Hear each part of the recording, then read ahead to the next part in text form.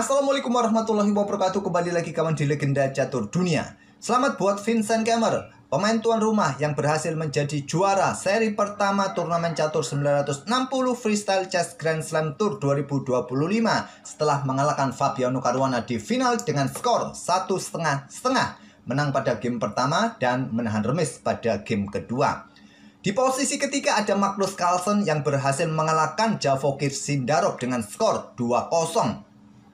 Vincent Kemmer, Fabiano Caruana, dan Magnus mendapatkan slot untuk bermain lagi di seri kedua di Paris, Prancis bulan April mendatang. Sedangkan untuk perebutan tempat 5, 6, 7, 8 sebagai berikut kawan. Hikaru Nakamura berhasil finish di posisi kelima setelah mengalahkan Nordibek Abdussatrov dengan skor 2-0. Tentu Nordibek Abdussatrov ini finish di posisi ke-6 ya. Untuk posisi 7-8 diisi Alireza Firoza dan Doma Rajugukes. Untuk pembagian hadiahnya sebagai berikut kawan. Untuk lebih jelasnya langsung saja masuk ke chess.com ya. Saya tak perlu lagi mengulangi jumlah hadiahnya karena sudah sering saya sebutkan di video-video live ya. Besarlah hadiahnya 200.000 US dollar bagi pemenangnya kawan.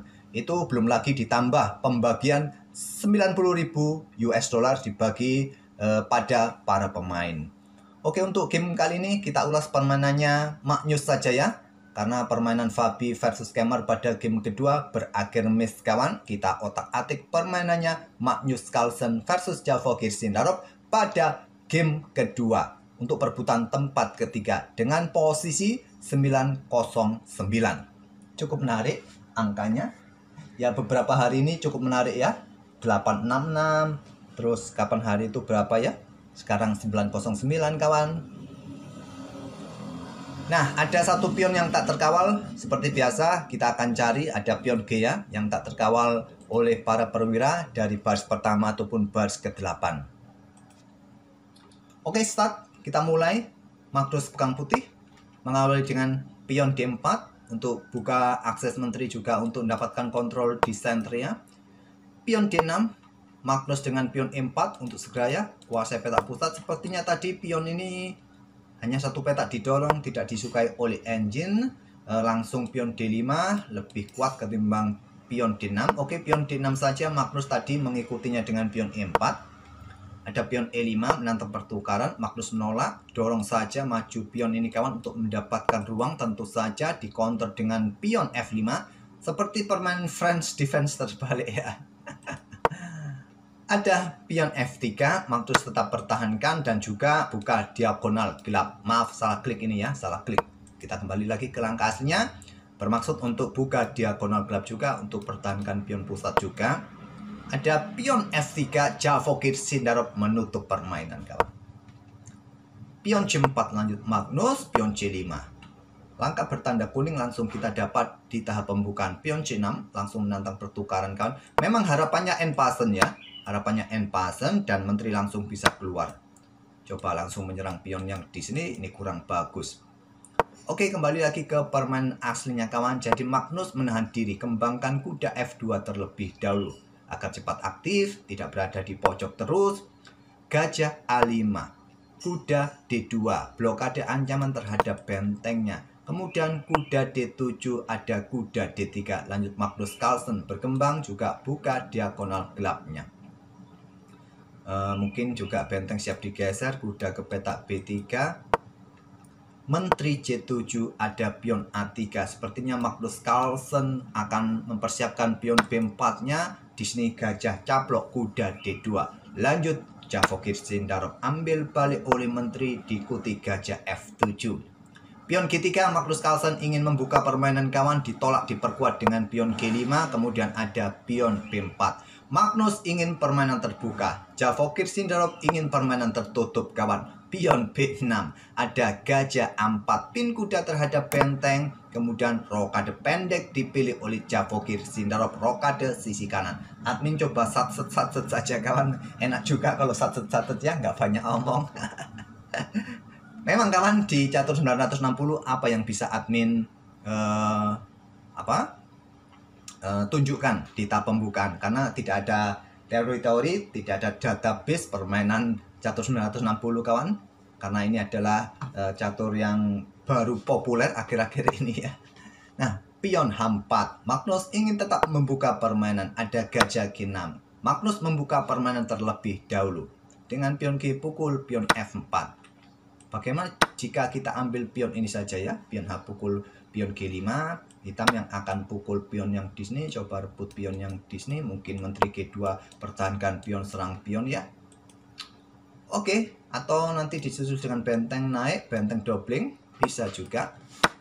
Magnus memilih dengan pion G pukul pion F4, pion G ambil balik pion F4, lajur G sudah bisa terbuka sekarang. Kemudian menteri G2, siap kawan, dorong pion. Ada kuda F6, perkuat petak H5-nya.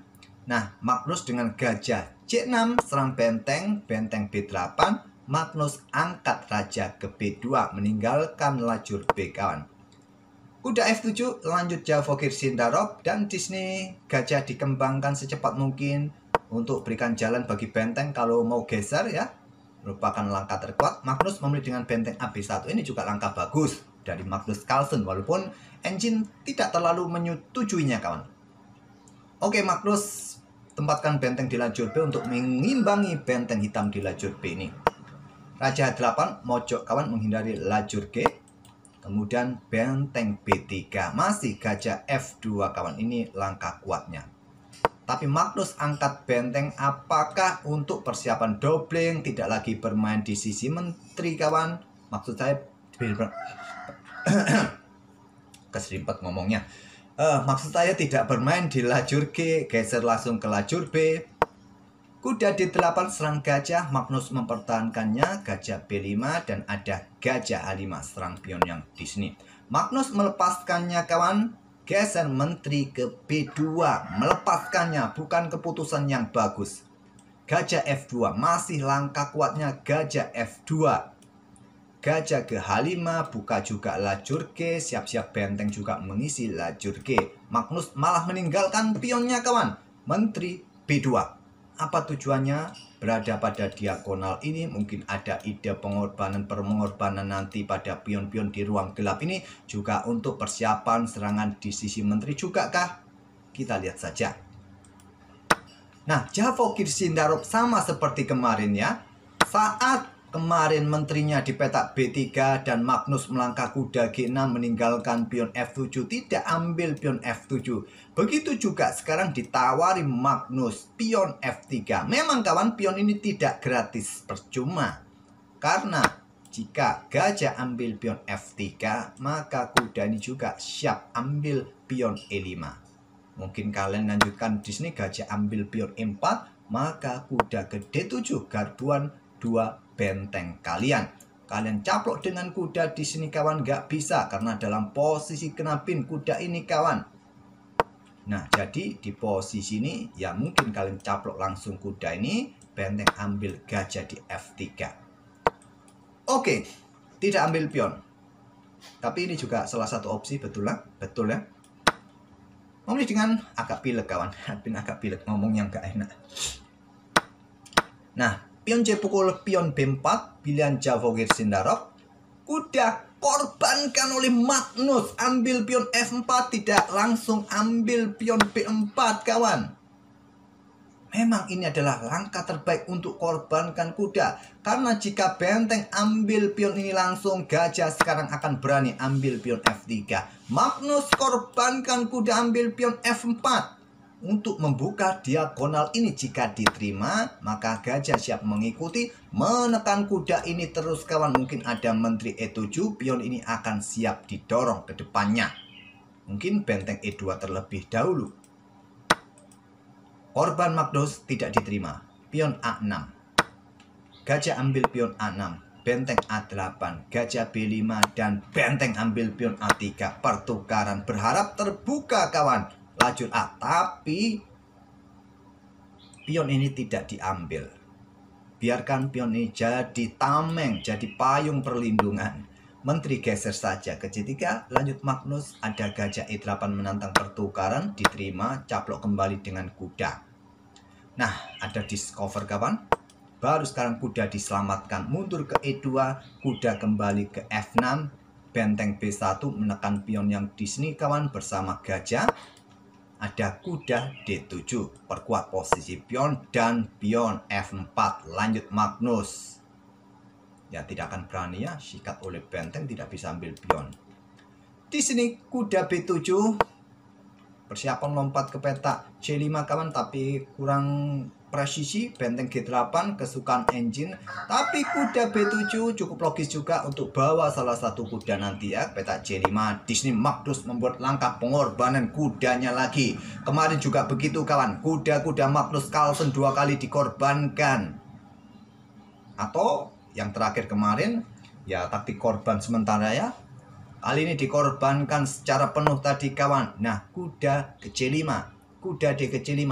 Jangan pedulikan tanda orange, tanda tanya ini kawan. Ini juga salah satu opsi kuat. Atau dengan kuda B yang ke petak C5, kuda D yang ke petak C5, dan Magnus dengan pion F pukul pion E5.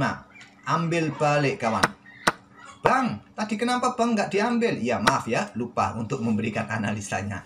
Lupa, gajah akan keluar kawan. Skak, raja geser, diikuti dorong pion kawan. Pion pukul, ambil balik.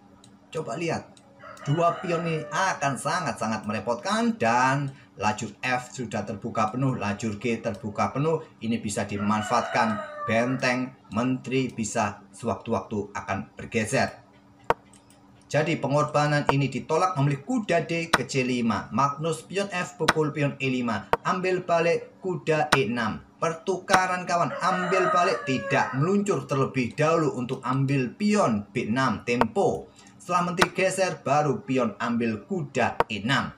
Kuda C5 sikat, ambil balik, kemudian benteng B5.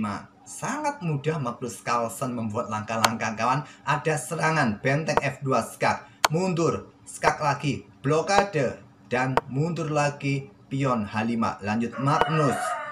Raja G7 setelah benteng B7, Sindarov menyerah. Kita coba mundur sejenak. Ada posisi yang ingin admin otak-atik. Seumpama di sini ya, setelah blokade ini kalian menukarkan benteng, ambil balik oleh raja dan menteri melakukan skak. Mungkin kalian mau menukarkan menteri di sini kawan. Ya kalian kalah, ada satu pion yang sangat leluasa ya, bahkan dua. Ya mungkin pion ini jatuh. Kalau dilanjutkan raja G7, ya raja B3, dekati pion, maju saja terus, caplok pion, raja maju. Nah bisa mengawal pionnya ini kawan, gak ada remis ya.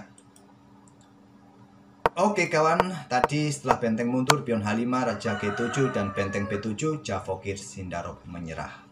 Jika dilanjutkan, mungkin kalian mau mojok lagi ke petak H8, dorong pion membatasi ruang gerak. Ada skak lagi di sini kawan, ya tinggal kalian blokade terserah, ataupun naik saja ke petak A2, benteng melakukan skak lagi di sini. Ya raja naik ke petak B3, sudah tidak ada skak lagi. Mungkin kalian ingin promosikan pion, masih ada yang menjaga ya. Dan 3 langkah berikutnya juga bisa skak mat. Kalau sampai meninggalkan baris belakang, skak mat juga kawan. Kok gitu ya? Gini ya, enaknya gini ya. Kalau ada skak di sini, ada benteng F8 di sini ya. Nah, menteri ini saja ke sini ya, ambil pion. Nah, enaknya gini. Skak matnya gini. Untuk opsi yang lain silakan kalian otak-atik ya. Admin hanya ambil simpelnya saja. Sudah dalam permainan endgame seperti ini, Magnus jangan dilawan kawan. Oke, itulah permainan Magnus Carlsen pada game kedua perebutan tempat ketiga. Magnus menang dengan skor 2-0 atas si kuda hitam Javokir Sindarov. Semoga game mereka berdua bisa menghibur kalian dan kita akan bertemu di video-video berikutnya, turnamen-turnamen berikutnya kawan.